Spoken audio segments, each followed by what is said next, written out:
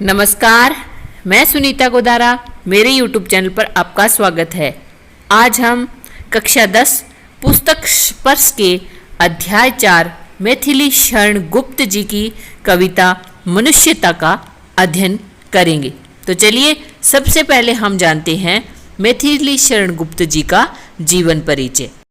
1886 ईस्वी में झांसी के करीब चीर गांव में जन्मे मैथिली शरण गुप्त अपने जीवन काल में ही राष्ट्रकवि के रूप में विख्यात हुए। इनकी शिक्षा दीक्षा घर पर ही हुई। संस्कृत, बांग्ला, मराठी और अंग्रेजी पर इनका सम्मान अधिकार था। गुप्त जी राम भक्त कवि हैं। राम का कीर्तिगान इनकी चिर संचित अभिलाषा रही। इन्होंने भारतीय जीवन को समग्रता में समझने और प्रस्तुत करने का भी प्रयास किया। गुप्त जी की कविता की भाषा विशुद्ध खड़ी बोली है। खड़ी बोली हिंदी को कहा जाता है, जो खड़ी पाई पर लिखी जाती है। भाषा पर संस्कृत का प्रभाव है। काव्य की कथा वस्तु भारतीय इतिहास के ऐसे अंशों से ली गई है जो भारत के अतीत का स्वर्ण चित्र पाठक के सामने उपस्थित करते हैं। गुप्त जी की प्रमुख कृतियां हैं साकेत, यशोधरा और जयद्रथ वध। गुप्त जी के पिता सेठ रामचरण दास जी भी कवि थे। इनके छोटे भाई सियाराम शरण गुप्त भी प्रसिद्ध कवि हुए। इस कविता के माध्यम से कवि यही संदेश देना चाहता है कि परोपकार ही सच्ची मनुष्यता है। परोपकार ही एक ऐसा साधन है जिसके माध्यम से हम युगों तक लोगों के दिल में अपनी जगह बना सकते हैं, और परोपकार के द्वारा ही समाज का कल्याण व समृद्धि संभव है। चलिए अब शुरू करते हैं व्याख्या। उससे पहले अगर आप मेरे चैनल पर नए हैं तो मेरे चैनल को सब्सक्राइब कर ले और बेल आइकन को भी प्रेस कर ले ताकि आने वाला हर नोटिफिकेशन आप तक पहुंच सके। विचार लो कि मृत्यु हो न, मृत्यु से डरो कभी, मरो परंतु यो मरो कि याद जो करे सभी। यहाँ कवि कह रहा है कि मृत्यु का अर्थ है मृत्यु, कि हमें यह जान लेना चाहिए कि मृत्यु को होना निश्चित है। तो न मृत्यु से डरो कभी, कि हमें मृत्यु से कभी भी नहीं डरना चाहिए। यानी मृत्यु मनुष्य का सच है, प्रकृति का नियम है। हुई न यो सुमृत्यु तो वृथा मरे वृथा जिए, मरा नहीं वही कि जो जिया न आपके लिए। यहां कवि कहना चाहता है कि हुई न यो सुमृत्यु। सुमृत्यु से यहां आशय है कि जो व्यक्ति किसी दूसरे के लिए कुछ नहीं करता है और मर जाता है तो उसकी मृत्यु भी बेकार है। तो वृथा मरे वृथा जिए, यानी ऐसे मनुष्य का जीना और मरना दोनों ही बेकार है। वृथा का अर्थ है बेकार। मरा नहीं वही की जो जिया ने आपके लिए। आपके लिए का अर्थ है अपने लिए, जिया का अर्थ है जीना। कि जो व्यक्ति अपने लिए नहीं जीता बल्कि दूसरों के लिए जीता है वह व्यक्ति मरा नहीं वही, कि वह व्यक्ति कभी नहीं मरता। यानी लोग उसको हमेशा यादों में रखते हैं, उसको याद करते हैं। वही पशु प्रवृत्ति है कि आप ही चरे, वही मनुष्य है कि जो मनुष्य के लिए मरे। कि आप देख सकते हैं कि जानवर जो होता है वो अपने लिए ही जीता है, अपने आप का ही चरता है। वही मनुष्य है कि जो मनुष्य के लिए मरे। लेकिन मनुष्य वही है जो दूसरे मनुष्यों के लिए मरे। अर्थात जो मनुष्य दूसरों की चिंता करे वही असली मनुष्य कहलाता है। उसी उदार की कथा सरस्वती बखानती, उसी उदार से धरा कृतार्थ भाव मानती। उदार से यहाँ आशय क्या है? उसी मनुष्य से है जो मनुष्य के लिए मरे। यानी ऐसे मनुष्य की कथा को सरस्वती भी बखानती है, उसका बखान करती है, उसका यशोगान करती है, उसका गुणगान करती है। अर्थात पुस्तकों में भी उस व्यक्ति की कथा का गुणगान किया जाता है। उसी उदार से धरा कृतार्थ भाव मानती। कृतार्थ का अर्थ है ऋणी, आभारी, कि संपूर्ण जो धरा है, धरती है, वह भी उस महान मनुष्य की आभारी रहती है, ऋणी रहती है। उसी उदार की सदा सजीव कृति कूजती, कि उस उदार महान मनुष्य की कृति है वो सजीव कृति कूजती। सजीव का अर्थ है जो जीवित व्यक्ति है, कि उस व्यक्ति की महानता का गुणगान है वो जीवित व्यक्ति की तरह ही किया जाता है। कूजती का अर्थ है करना, कि उस व्यक्ति की कीर्ति का, उसके व्यक्ति की यश का गान है वो जीवित व्यक्ति की तरह ही किया जाता है। तथा उसी उदार को समस्त सृष्टि पूजती, और उस महान मनुष्य को सृष्टि भी पूजा करती है। अखंड आत्म भाव जो असीम विश्व में भरे, अखंड का अर्थ है जिसके टुकड़े नहीं किया जा सकता, असीम का अर्थ है पूरा, वही मनुष्य है कि जो मनुष्य के लिए मरे। यहाँ कवि कहना चाहता है कि जो व्यक्ति पूरे संसार को अखंड भाव और भाईचारे की भावना में बांधता है, वही व्यक्ति सही मायने में मनुष्य कहलाने के योग्य है। यानी वो वही मनुष्य है जो मनुष्य के लिए मरता है। आगे है, क्षुधार्थ रति देव ने दिया करस्थ थाल भी, तथा दधीची ने दिया परार्थ अस्थि जाल भी। क्षुधार्थ का अर्थ है भूख से परेशान। रतिदेव, रतिदेव का अर्थ है रति के पति कामदेव। करस्थ का अर्थ है हाथ की वस्तु, और प्रार्थ का अर्थ है पूरा। यहाँ कवि कहना चाहता है कि पौराणिक कथाएं ऐसे व्यक्तियों के उदाहरणों से भरी पड़ी हैं जिन्होंने अपना पूरा जीवन दूसरों के लिए त्याग दिया, जिस कारण उन्हें आज तक याद किया जाता है। यानी उनका वर्णन भी पौराणिक कथाओं में है। यहाँ कवि कहना चाहता है, क्षुधार्थ रति देव ने दिया करस्थ थाल भी। क्षुधार्थ का अर्थ है भूख से परेशान, कि भूख से परेशान कामदेव जो कि दान कर रहे थे, उनके पास आखिरी थाली बची थी जिसे वे खुद खाना चाहते थे। लेकिन तभी क्या है, कोई व्यक्ति और आ जाता है भूखा, तो वो क्या करते हैं, उस थाली को दान कर देते हैं। तथा दधीची ने दिया परार्थ अस्थि जाल भी, और उसी प्रकार दधीची, महर्षि दधीची ने तो अपने पूरे शरीर की अस्थियां यानी हड्डियां हैं वो वज्र बनाने के लिए दान कर दी थी। यानी एक राक्षस को मारने के लिए दधीची की हड्डियों से ही वज्र बनाया जा सकता था। उस वज्र को बनाने के लिए दधीची ने अपनी अस्थियां दे दी थी।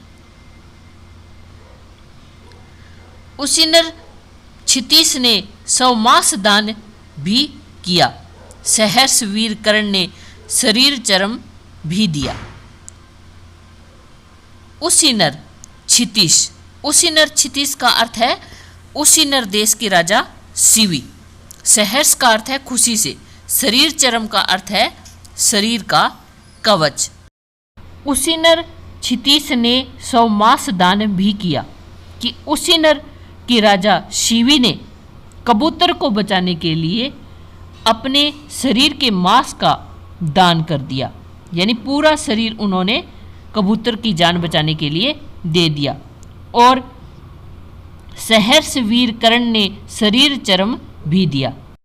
और सहर्ष अर्थात खुशी से वीर कर्ण ने अपने शरीर का कवच दान कर दिया था। वीर कर्ण का जब जन्म हुआ था तो उनके साथ ही कवच था, यानी कवच समेत ही उनका जन्म हुआ था। और अगर कर्ण अपना कवच नहीं देता, कवच कर्ण के पास रहता, तो अर्जुन कभी भी कर्ण को नहीं हरा पाता। इसीलिए इंद्रदेव साधु रूप में आकर के कर्ण से उसका कवच मांग लेते हैं, ताकि अर्जुन कर्ण पर विजय प्राप्त कर सके। कर्ण को यह पता भी चल जाता है कि ये साधु वेश में इंद्र है, लेकिन वो दान के लिए अगर कोई आ जाता था तो उसे मना नहीं करते थे। इसीलिए कर्ण ने अपना शरीर कवच है वो दान कर दिया। अनित्य देह के लिए अनादि जीव क्या डरे, वही मनुष्य है कि जो मनुष्य के लिए मरे। अनित्य देह का अर्थ है नश्वर शरीर, कि इस नश्वर शरीर के लिए मनुष्य को कभी नहीं डरना चाहिए, क्योंकि मनुष्य वही कहलाता है जो दूसरों के लिए अपने आप को त्याग देता है। आगे है सहानुभूति चाहिए, महाविभूति है यही। सहानुभूति का अर्थ है दया करुणा और महाविभूति का अर्थ है सबसे बड़ी संपत्ति, कि जिस मनुष्य के मन में दया और करुणा का भाव होता है, सहानुभूति चाहिए कि जिस मनुष्य के मन में दया और करुणा का भाव होता है, महाविभूति है यही, कि वही उस व्यक्ति की सबसे बड़ी संपत्ति है, वही उस व्यक्ति का सबसे बड़ा धन है। सबसे बड़ा धन क्या है? सहानुभूति, दया करुणा। वशीकृता सदैव है बनी हुई स्वयं मही। वशीकृता का अर्थ होता है वश में करने वाला, कि जो सबको वश में करने वाली धरती है वही उस व्यक्ति की सदैव ऋणी रहती है, वह उसके साथ रहती है। कौन? धरती। यहाँ मही के दो अर्थ आए, एक ईश्वर के लिए कि जो ईश्वर सभी को वश में करने वाला है वह ईश्वर ऐसे व्यक्ति के हमेशा साथ रहता है। विरुद्ध भाव बुद्ध का दया प्रवाह में बहा, विनित लोक वर्ग क्या न सामने झुका रहा। विरुद्ध भाव, विरुद्ध भाव का अर्थ है खिलाफ होना, कि भगवान बुद्ध है वो लोगों के दुख नहीं देख सके तो वे लोक कल्याण के लिए दुनिया के नियमों के विरुद्ध हो गए। विनित लोक वर्ग क्या न सामने झुका रहा, यानी इसके लिए क्या पूरा संसार उनके सामने नहीं झुकता, अर्थात उनके विनित यानी दया भाव व परोपकार के कारण आज भी उनको पूरा संसार याद किया करता है, उनकी पूजा करता है। आहा वही उदार है परोपकार जो करे, वही मनुष्य है कि जो मनुष्य के लिए मरे। उदार अर्थात महान उसी को कहा जाता है जो परोपकार करता है, वही मनुष्य मनुष्य कहलाता है जो दूसरों के लिए जीता है और मरता है। रहो न भूल के कभी मदांग तुच्छ वित्त में, सनाथ जान आपको करो न गर्व चित्त में। चित्त का अर्थ है मन, सनाथ का अर्थ है जिसके पास अपनों का साथ हो, यानी जिसके पास माता पिता हो। मदांग का अर्थ है घमंड, वित्त का अर्थ है धन, तुच्छ का अर्थ है बेकार, यानी रहो न भूल के कभी मदांग तुच्छ वित्त में, कि कभी भी धन के घमंड में नहीं रहना चाहिए। यानी इस बात और सनाथ जान आपको करो न गर्व चित्त में, इस बात का भी गर्व कभी नहीं करना चाहिए कि हमारे साथ हमारे अपनों का साथ है, यानी हमारे साथ तो हमारे माता पिता हैं। अनाथ कौन है यहाँ त्रिलोकनाथ साथ है, दयालु दीन बंधु के बड़े विशाल हाथ है, कि यहाँ पर इस संसार में कोई अनाथ नहीं है, क्योंकि उस व्यक्ति के साथ त्रिलोकीनाथ है, यानी ईश्वर उसके साथ है। दयालु दीन बंधु के बड़े विशाल हाथ हैं, कि उस दीन बंधु अर्थात दीनों की सहायता करने वाला जो ईश्वर है वह दयावान है और उसका हाथ सबके ऊपर रहता है। अतीव भाग्यहीन है अधीर भाव जो करे, वही मनुष्य है कि जो मनुष्य के लिए मरे। अतीव भाग्यहीन है अधीर भाव जो करे, कहता है कि वह व्यक्ति भाग्यहीन है जो इस प्रकार का उतावला वर्ण रखता है, जो संपत्ति का घमंड करता है, जिसे अपने साथ होने का गर्व है। यानी मनुष्य वही व्यक्ति कहलाता है जो इन सब चीजों से ऊपर उठकर सोचता है। अनंत अंतरिक्ष में अनंत देव है खड़े, समक्ष ही सौ बाहु जो बढ़ा रहे बड़े बड़े। अनंत का अर्थ है जिसका कोई अंत ना हो, अंतरिक्ष का अर्थ है आकाश, समक्ष का अर्थ है सामने, सौ बाहु का अर्थ है अपने हाथ। यहां कवि कहता है कि अनंत अंतरिक्ष में अनंत देव हैं खड़े। कवि कहता है कि कभी न समाप्त होने वाले आकाश में असंख्य देव खड़े हैं, जो समक्ष ही स्वभाव जो बढ़ा रहे बड़े बड़े। अर्थात वे असंख्य देव परोपकारी व दयालु मनुष्यों का सामने से खड़े होकर अपनी भुजाओं को फैलाकर स्वागत करते हैं। परावलंबन हो उठो तथा बढ़ो सभी, अभी अमर्त्य अंक में अपंक हो चढ़ो सभी। परावलंबन का अर्थ है दूसरों का सहारा बनना।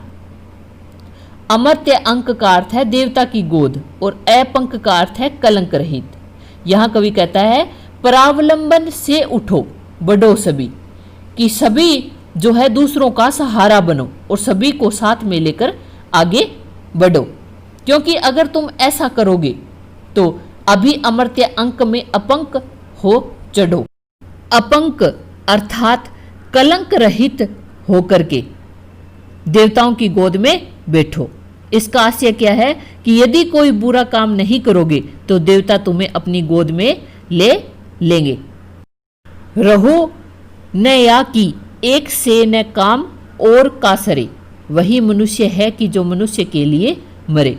कि एक व्यक्ति से किसी एक व्यक्ति का काम नहीं सर सकता, यानी अपने मतलब के लिए नहीं जीना चाहिए, अपना और दूसरों का कल्याण व उद्धार करना चाहिए, क्योंकि इस मरणशील संसार में मनुष्य वही है जो मनुष्यों का कल्याण करे व परोपकार करे।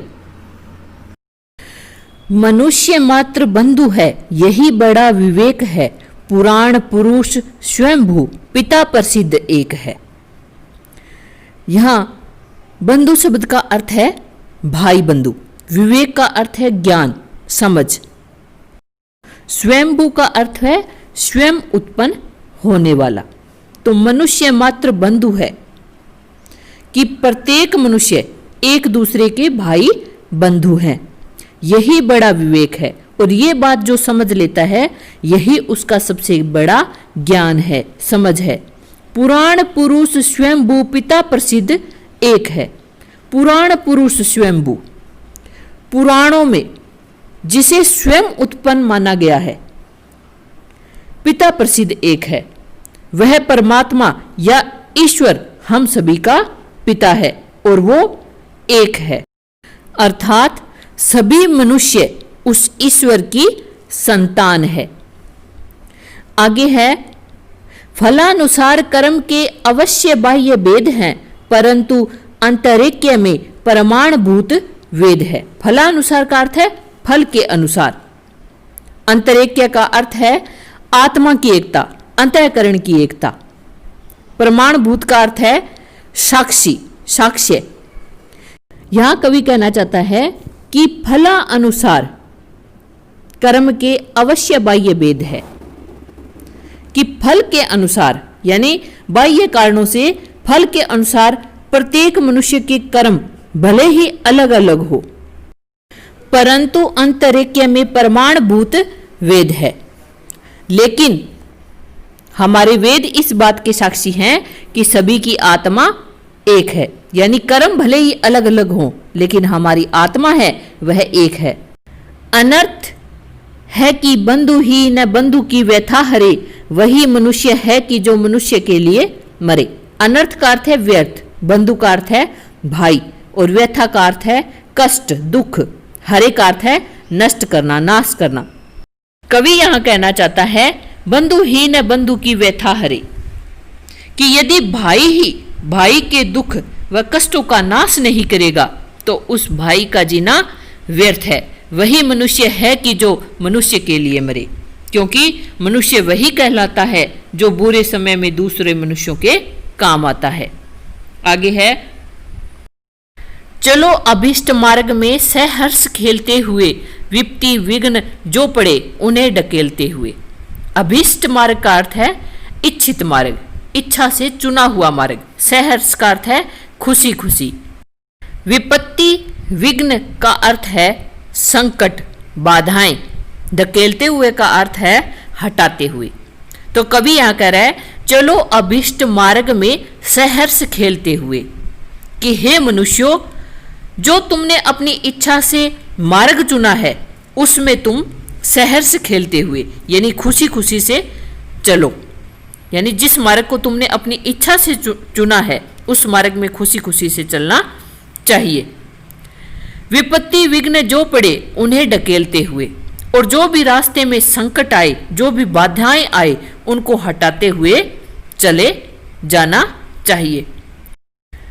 घटे न हेल मेल हाँ, बढ़े न भिन्नता कभी, अतर्क एक पंथ के सतर्क पंथ हो सभी। घटे न हेल मेल, हेल मेल का अर्थ है आपसी संबंध, और भिन्नता का अर्थ है भेदभाव, अतर्क का अर्थ है बिना तर्क के, और सतर्क का अर्थ है सावधानी से। कि घटे न हेल मेल हाँ, कि जब आप रास्ते में आगे बढ़ो, खुशी खुशी से चलो, तो आपसी संबंध है वो ना बिगड़े। बढ़े न भिन्नता कभी, और आपके बीच में कभी भेदभाव नहीं बढ़े। अतर्क एक पंथ के सतर्क पंथ हो सभी, कि बिना किसी तर्क वितर्क के सभी को एक पंथ पर, यानी एक रास्ते पर सावधानी से आगे बढ़ना चाहिए। तभी समर्थ भाव है कि तारता हुआ तरे। समर्थ का अर्थ है संभव, तारता का अर्थ है दूसरों की उन्नति करना, कल्याण करना। कि जब मनुष्य एक साथ बिना किसी तर्क वितर्क के आगे बढ़ेगा, तभी समर्थ भाव है, तभी यह संभव होगा, यानी तभी यह संभव होगा, तभी यह समर्थ होगा कि तारता हुआ तरे, यानी मनुष्य दूसरों की उन्नति और कल्याण करता हुआ जब आगे बढ़ेगा तो उसकी खुद की भी उन्नति होगी, उसका खुद का भी कल्याण होगा, उसकी समृद्धि भी कायम होगी। वही मनुष्य है कि जो मनुष्य के लिए मरे, कि मनुष्य वही है जो दूसरे मनुष्य के लिए मर मिटता है। परोपकारी बनना चाहिए ताकि हम सही मायने में मनुष्य कहलाएं। आशा करती हूँ आपको मेरी वीडियो अच्छी लगी होगी। अगर अच्छी लगी है तो मेरे चैनल को सब्सक्राइब करें, लाइक करें और शेयर करना ना भूलें। Thank you.